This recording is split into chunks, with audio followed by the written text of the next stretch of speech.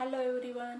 Today we are going to take the English workshop of our poem Coromandel Fisher, written by Sarojini Naidu.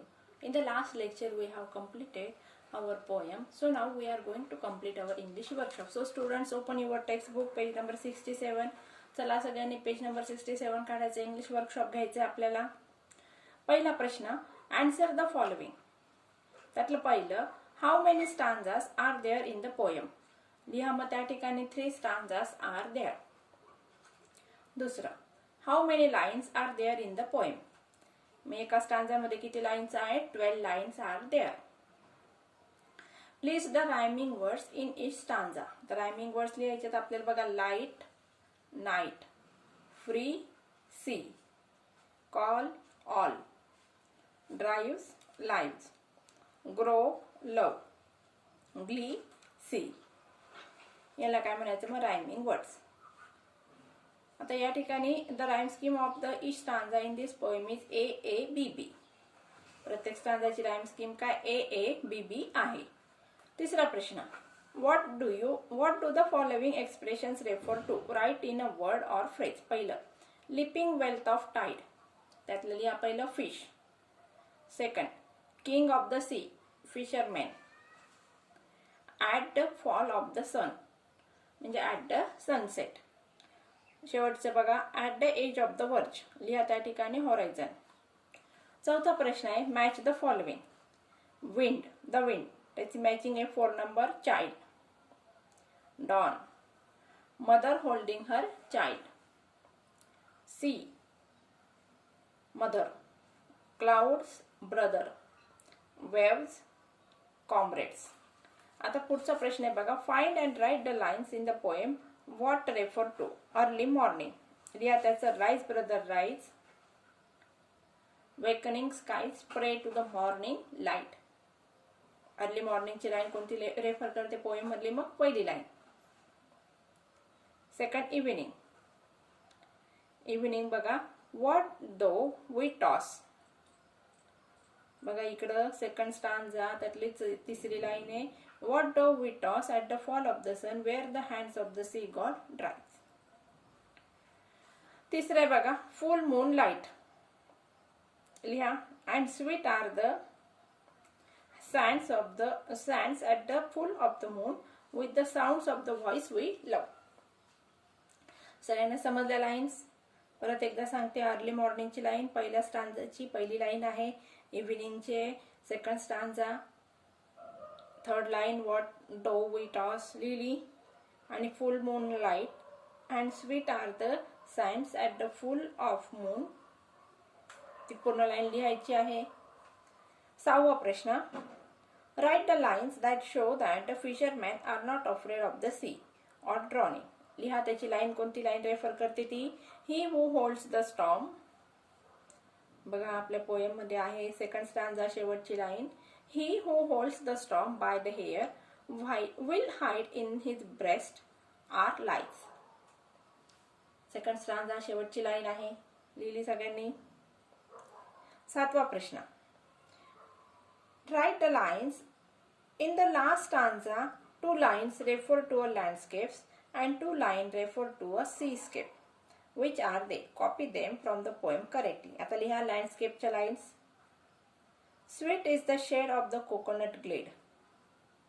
बघा इकडं third stanza पहिली line. Sweet is the shade of the coconut glade and the scent of the mango grew. ही आहे लँडस्केपची line refer करते. Second line बघा, and sweets are the sands at. Third stanza त्यातली second line. Sweet are the sands at the full of the moon with the sound of the voices we love. ही line काय refer करते? Landscape. आता इकडे बघा, seascape but sweeter brother the kiss of the spray. बघा या ठिकाणी तो थर्ड स्टांजा त्यातलं third line. But sweater o brother the kiss of the spray and the dance of the wild foam glees. ही एक लाईन आहे. Seascape वर्णन करते म्हणजे समुद्रातील आतील दृश्य वर्णन करते. आणि आता या ठिकाणी दुसरी लाईन आहे. Row brother row. शेवटची line. Row, brother, row to the edge of the verge where the low sky meets with the sea. He line काय करते या ठिकाणी सीस्केप वर्णन करते. सीस्केप म्हणजे काय, समुद्राचं दृश्य. लँडस्केप म्हणजे काय, जमिनीवरचं दृश्य. मग अशा प्रकारे या पोएम मध्ये आपल्याला दोन वेगवेगळी पार्श्वभूमी किंवा सेटअप किंवा बॅकग्राऊंड दिसतो आहे. एक आहे जमिनीवरचा आणि दुसरा आहे समुद्राच्या आतील. आता जे फिशरमॅन आहे ते सुरुवातीला जमिनीवर असतात आणि नंतर ते कुठं जात आहेत, मग समुद्रात जात आहे. म्हणजे दोन वेगवेगळे पार्श्वभूमी किंवा सेटअप आपल्याला या पोएमच्या माध्यमातून अभ्यासायला मिळत आहे. आता 8वा प्रश्न आहे, using the internet find the photographs pictures of landscape seascapes to illustrate the images use in the poem. आता हा प्रश्न तुम्ही स्वतः करायचा आहे. 9वा प्रश्न आहे, select the few lines from your favourite nature poem in your mother tongue and translate them into English. आता हा प्रश्न पण विद्यार्थ्यांना तुम्ही स्वतः करायचा आहे. अशा प्रकारचे प्रश्न तुमच्या प्रश्नपत्रिकेत विचारले जात नसतात, परंतु तुमच्या स्किलला चालना देण्यासाठी हा प्रश्न या ठिकाणी विचारलेला आहे. तुम्हाला तुमच्या प्रश्नपत्रिकेमध्ये 5 मार्कांसाठी ॲप्रिसिएशनचा हा प्रश्न असतो. या ॲप्रिसिएशनच्या प्रश्नामध्ये तुम्हाला फक्त 5 पॉइंट लिहायचे आहेत. Title, author, favourite, central idea, rhyme scheme आणि फिगर ऑफ स्पीच. हे 5 पॉइंट्स लिहायचे आहेत आणि प्रत्येक पॉइंट्सला 1-1 मार्क आहे आणि त्यानुसार मग तुम्हाला 5 मार्काचा ॲप्रिसिएशनचा प्रश्न तयार करायचा आहे. त्याच्या नोट्स मी तुम्हाला फॉरवर्ड करेल, त्या तुम्ही लिहून घ्यायचे आणि त्या लर्न पण करून ठेवायच्या आहे. आता हे ॲप्रिसिएशन या ठिकाणी मी तुम्हाला वर्कशॉप आता सोडून घेतलेला आहे. या वर्कशॉपचे प्रश्न उत्तर पण तुमच्या वहीमध्ये राईट डाऊन करायचे आहे. आणि त्याचबरोबर बघा, मी प्रश्न तुम्हाला परत एकदा सांगत आहे.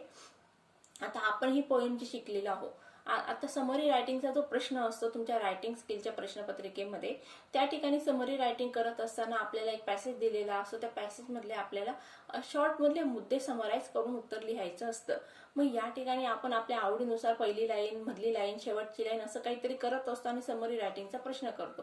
परंतु आता आपल्याला 10वीच्या दृष्टीने प्रिपरेशन करण्यासाठी आणि अधिकाधिक उत्तम मार्क मिळवण्यासाठी समरी रायटिंगचा प्रश्न जो आहे तो सोडवण्याची प्रॅक्टिस करायची आहे.